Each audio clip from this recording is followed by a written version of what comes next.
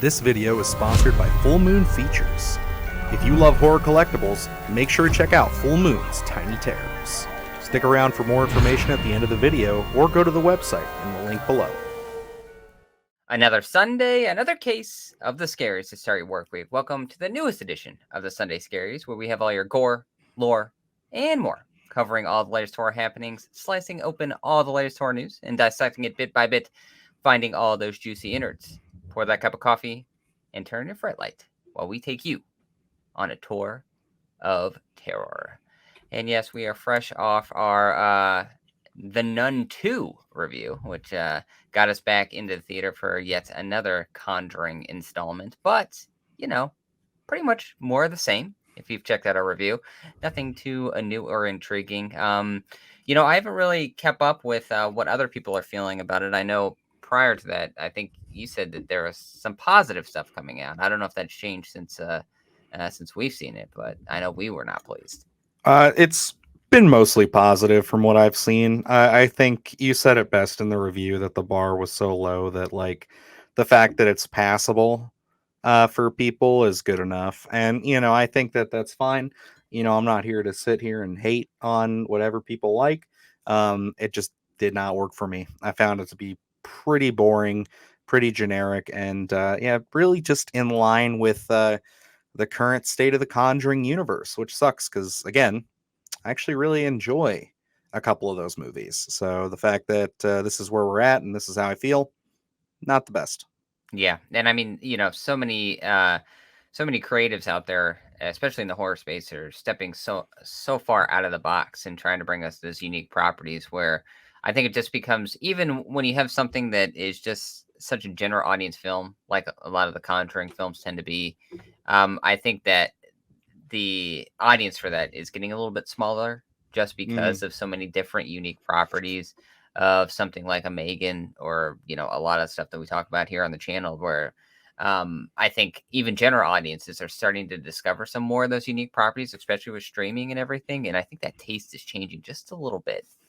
Yeah, I think that Conjuring had its reign, and now we're kind of floating around. We're kind of looking for something new to really grab onto as far as like the next big, I want to say, franchise horror. But I kind of like where we're at, where it is a lot of experimentation, and it is a lot of just not necessarily a series of horror films that we have to look forward to as much, but more of just a this is new, this is fancy, this is cool. We're trying things, but I know it won't be long. We will find something, whether that be more Exorcist films after we see what Believer has to offer, just like they did with Halloween, or if they, Lord willing, get the Friday the 13th stuff back in theaters, if the TV show's doing well. And yeah, we'll just have to see what happens. But I'm very curious to see what's going to take the place of The Conjuring, because The Conjuring very much did take the place of like your Paranormal Activity. And then before that, it was kind of like your torture porn kind of Saw and all that stuff, Hostel and everything. Yeah, and I mean, I think Conjuring's kind of, at the tail end, maybe, where we always have those kind of transition periods where, when Paranormal Activity was doing its thing, we were still, getting some torture porn, as it's called. Oh, yeah. And then, Paranormal Activity is still kind of hanging around as The Conjuring was going on. So it'll be intriguing to see what is next in horror. A lot of different things popping up. I mean, we reviewed a ton of different unique properties here, but horror fans just have also that love for the nostalgia, as you say, with the Exorcist, Halloween, and a couple other things that are popping up here in the next couple of months. Absolutely. So why don't we hop into one of probably the biggest pieces of nostalgia, I'd say, for people our age here, Luke. But we're talking Goosebumps. Yes, this was something I think we knew about. At least I remember it being talked about. I didn't know how far along this was in production, but it's kind of neat that, yeah, Disney Plus is releasing Goosebumps this October on Friday the 13th. And that's it's pretty cool. Do I think, after watching this teaser, that this is going to, be anywhere near what I was hoping for as far as Goosebumps? Not really. It definitely feels very Disney-fied. And that's no hate. I understand, they got a specific market they gotta to go towards. But for me, I guess I just feel like not necessarily that it's losing a little bit of its edge, but it feels a little too Disney Channel as opposed to where Goosebumps kind of had its own tone. It really felt like that 90s Goosebumps really lived in its own spot with the Are You Afraid of the Dark and stuff like that. They all have their own specific feel. Yeah, and I think that's where I'm at with this as well. I'm always intrigued to see, these properties pop back up to see what they're going to bring us just because I am so nostalgic for them. And you mentioning Are You Afraid of the Dark? They brought that back, what I think in 2019, Nickelodeon did. And they kind of did the same thing what they're going to be doing here, where it's not necessarily those anthology stories, it's an overlying storyline of, we're going to continue from one episode to the next, more episodic, with that long-term storytelling, which, I'm not against it, but we love our anthology horror, and it's sometimes it's nice to press that restart button as soon as you hit another episode and you're just kind of having a confined story for 30 minutes or whatever the runtime's going to be. I'm definitely going to give this one a chance. I watched the first season of Are You Afraid of the Dark when they brought that back, and I mean, it had some positives. It doesn't feel, you don't have that nostalgia feel, I don't think, with Are You Afraid of the Dark. I don't think I'm going to get it here with Goosebumps either.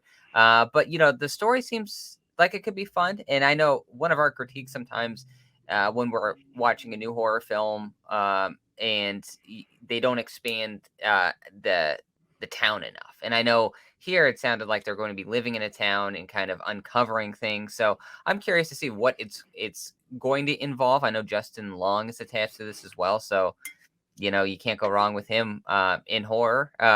So I'm excited for this one. I'm definitely October 13th is going to be an extremely busy day. There's a lot of stuff being released that day. I'm definitely going to make some time to watch. I think maybe they were dropping a handful of episodes on Friday 13th, but I don't know 100% if that's accurate or not. But I definitely want to give this a shot over that weekend just to see what they're going to be bringing to us.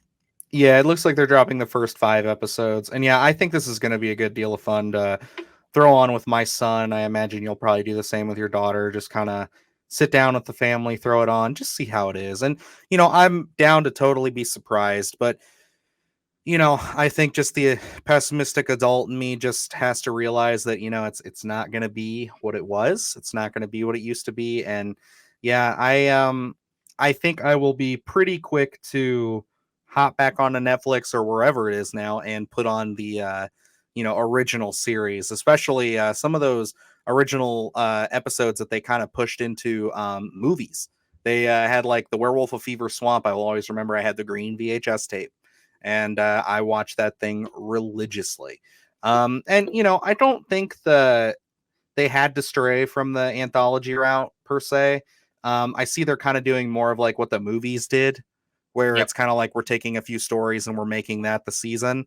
I think that if you're going back to TV, it just makes sense to go back to the episodic anthology route, But hey, we'll see how it goes. I'm not going to poo-poo this thing entirely, but I will not be surprised if this, has one season and then that's it. But I'll also eat my words if it's great and then we have 5 seasons and we're talking about it in 5 years. So we'll see. Absolutely. Absolutely. But to move on to our next story here, we've been getting a lot of kind of interesting. I want to say every few months we get a little bit more news about a potential Blair Witch film. And I think that there was some pretty interesting news here that Luke had to share with us from our friends over at Screen Rant. We don't really use them all that often, but let alone they are here to detail the story. So, Luke, tell me a little bit about this Blair Witch prequel script Well, that surfaced. with these franchises, there's always that kind of appetite to expand them and to kind of continue that lore. It did come out in an interview, or maybe it was a podcast, I believe, with one of the co-directors there, that they had been working on a script. I think they said about 10 years ago. There was one out there. About a decade ago, it Yeah, says. and the idea being that they wanted to dive more into the lore of the Blair Witch. Now, this was going to be more so a period piece, is what was pitched. Kind of, they said it was going to lean heavy on Native Americans and that kind of lore as well. Chronicling that the Blair Witch has been around for a very long time, and it kind of connecting some dots in terms of some of the visuals that we had seen with the doll or the stick figures and things like that. And kind of understanding where that was coming from. Apparently that this was pitched to Lionsgate at that point, at the point of the completion of the script, and they did like it, but it was just way too expensive for their taste to, since it was going to be that period piece, to actually, put into production. And then also after that, there was an intention to do a sequel, either 6 to 10 years after that first film. So, I think the intention there is to continue the expansion of the Blair Witch. I think there is something which I didn't know, may have escaped me. I don't know if you were aware that there is another Blair Witch property in production right now. They're Yes. saying. I believe we did a story on it earlier this year or late last year. Oh, did we? Okay. Yeah, we covered it on the show. Well, you know me. So I don't know. For me, it's one of those things where an over explanation. Yes, I love lore, but I don't know necessarily if you have to get granular with everything in the lore. And maybe some things are just left unexplained. So, I mean, I'd be intrigued to take a look at that script and see what it entailed. I do like that it was going to be very different. It sounded like it was going to be very different than the original Blair Witch because, as we talked about with our issues with The Nun too, where it feels very much like a Conjuring movie. So it's kind of intriguing to step outside that box and make a prequel to a found footage film that would be more cinematic. So I don't know. I want to see if, as we're getting Halloween, we're getting The Exorcist, if the Blair Witch is going to be something that we're going to be seeing here in the next few years in terms of prequels, sequels, and who else knows what we could get from it. Yeah, no, I would definitely be interested in more Blair Witch. I gotta admit that last one didn't really work for me all that well. Yeah. And it sucks because I do like the director, Adam Wingard. I thought that he has some solid picks, but he also has some that just don't work. And I just think that maybe there was a lot riding on that. I loved the marketing campaign behind it of it being a movie called The Woods. For so long till like a couple months before it comes out. They were like, oh, nope, this is a Blair Witch movie in hiding. Very in line with the way that Blair Witch kind of handled itself when it first came out, being that kind of like, oh, is it real? Is it not? Kind of stuff. I liked it a lot. But the movie for me didn't really do anything for me. Again, from what I understand, you guys have played the video game a little bit, right? You and your wife? We owned it. Okay, I think she said she played it. Okay, she may have. But yeah, I from what I understand, the game is really well done, and yeah, I think that you got to find that right angle. You got to find the best way to tap back into this story, and really, I think for me personally, I don't know if expanding on the lore and getting too, like you said, granular with the backstory is the way to go. I would just really like to see them maybe just continue with almost like I recently watched Lake Mungo. And, I'd really like to see something like that where they kind of get a little deeper into almost the missing person aspect of this a little more. And not just so like, oh, we're out here looking for the witch. We're out here. I want to see more like interviews with family members of people who went out there and maybe they find more footage. Maybe they find more things, more letters, just really get into that, make it a whole blown documentary about just the concept of the Blair Witch.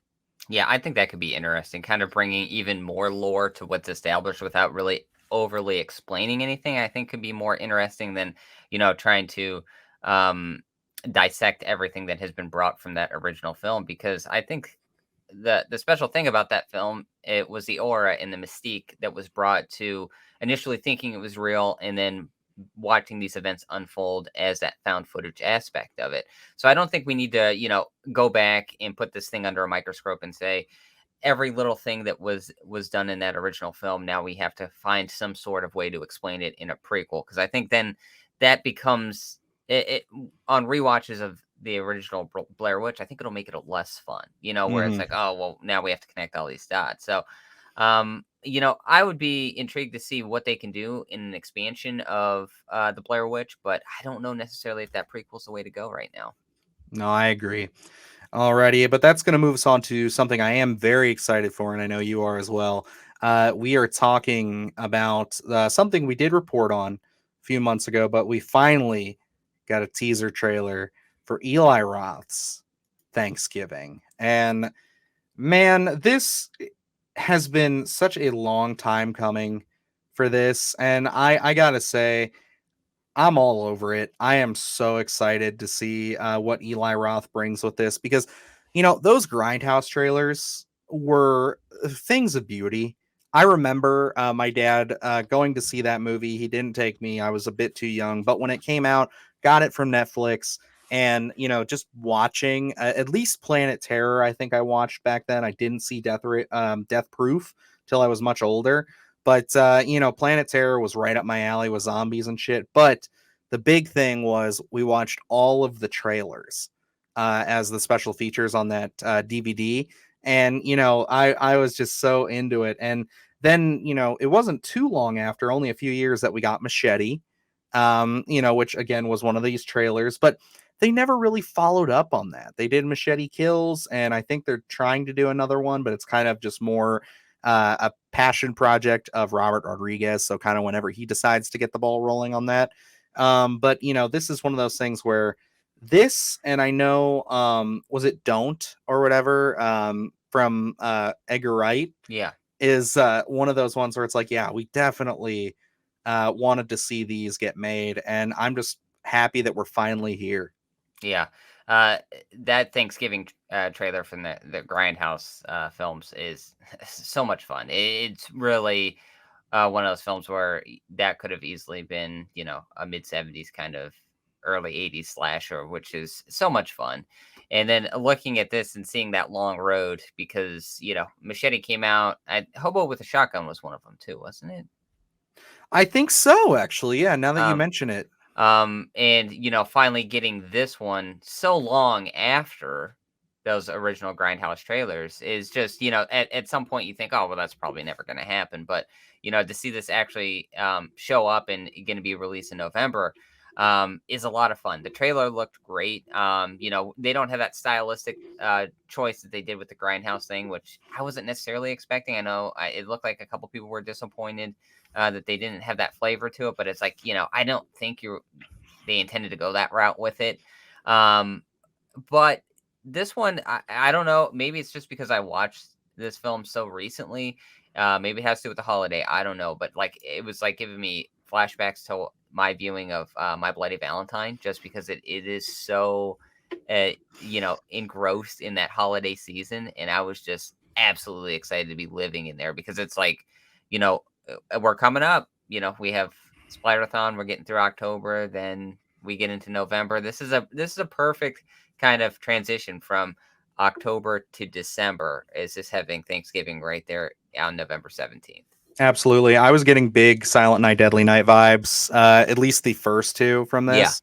And not even sensing like the cheesiness angle of those, but just like the fact that this just really screams Thanksgiving. This is going to be a wonderful horror flick for Thanksgiving like time. I mean, we have the great classic of Thanksgiving, which I introduced you to last year.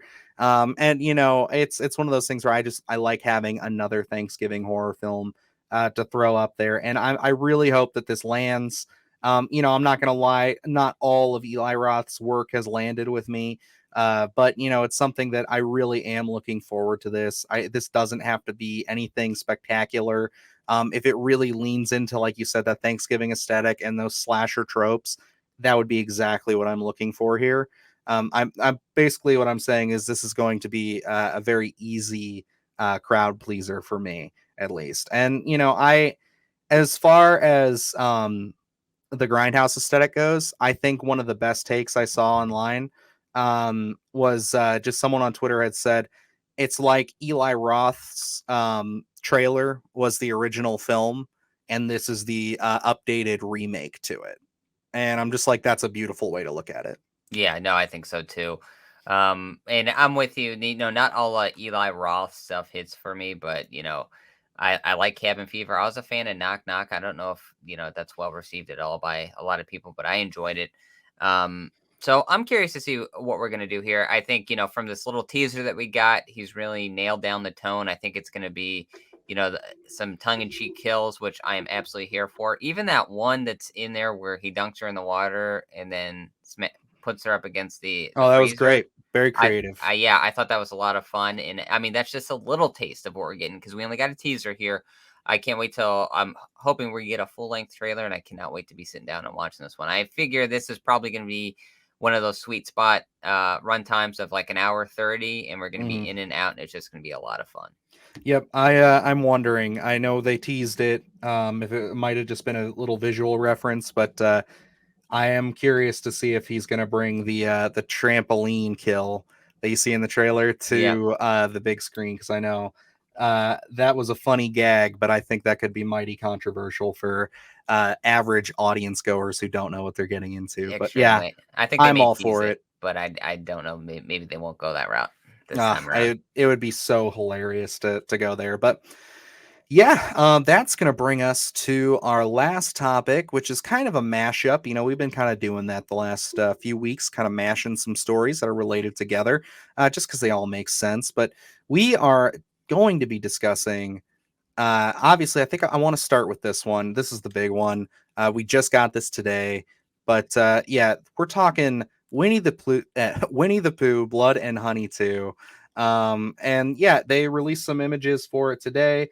Obviously, we saw the first film, and we had some mildly positive things to say about it. It was one of those things where we knew going into it that this was not a masterpiece by any stretch of the imagination. We really went in there tampering our expectations, especially after the experience we had with the Mean One, where we went in there very stoked, very high, and we realized, okay, yes, these are very small budget movies.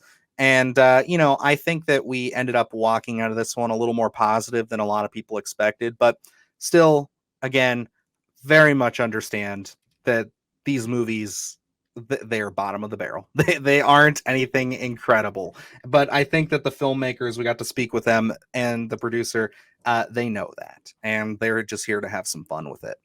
Yeah, and I think that was my coming out of the original Winnie the Pooh. It was I would have loved to see him, do a little bit more, bring a little more, I don't know, fun to the film. And I think I mentioned Killer Clowns from Outer Space in our review. I'd love for them to kind of lean into something like that. And I know here they mentioned with they're gonna have a bigger budget. They're bringing the gore, and what has me intrigued is he's stepping out of the woods and going into actual town. I think of Ashtown is what they say in here. So Hmm. I'm curious if we're gonna kind of get that aesthetic, that vibe that we have with Killer Clowns. Him and his buddies roaming around town and just wreaking havoc upon its residents there. Because I know they mentioned in here, I think we have Piglet returning, and then Owl is in there as well. Yes.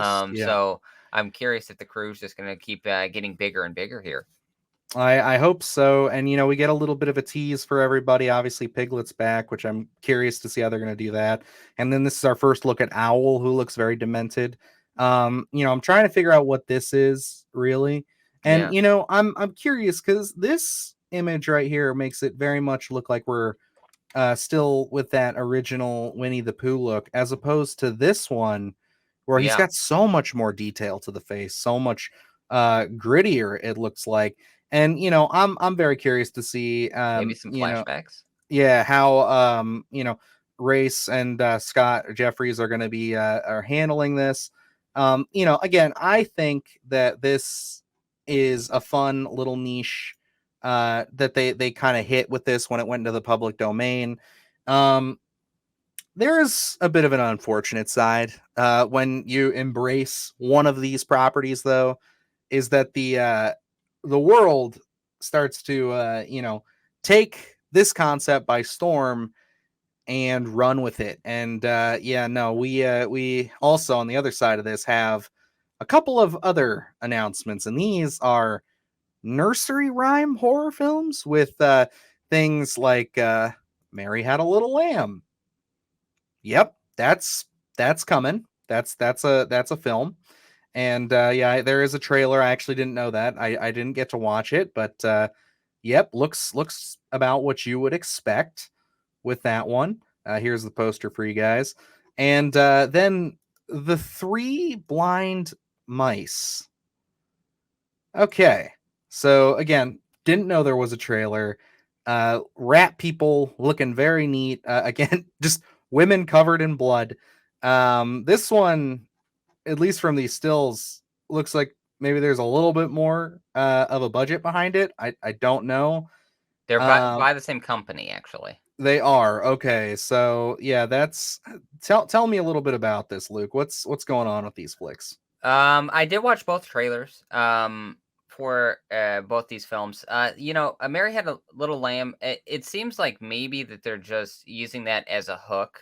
There is a older woman named Mary, and I believe the lamb is either a relation to her, someone that she knows is dressed up and just chasing people around with an axe. So I don't think they're diving any, other than those parallels. I think it's just probably a catchy hook. For the Okay. most part, is what it seemed like. It could go either way. It didn't look horrible. I'm just curious to see if we're gonna get some wild kills, which is probably what you can bank on there.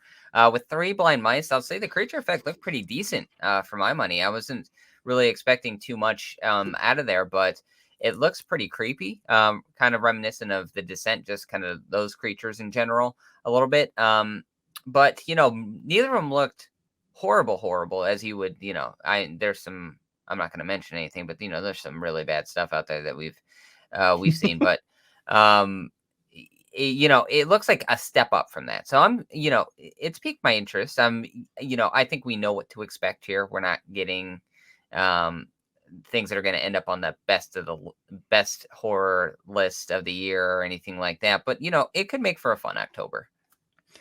All right, yeah. I guess if you have some positive things to say, I will do my best to track down some screeners. It looks like Uncorked Entertainment is the ones behind this, and yeah, we do have someone who works with them in our back pocket. So we will have to see what happens with both the Three Blind Mice and Mary Had a Little Lamb. But yes, I'm looking forward to Winnie the Pooh, Blood and Honey. Like you said, I think that opening it up in the town is definitely a solid choice. I want to see them go balls to the wall. A bigger budget could be a lot of fun.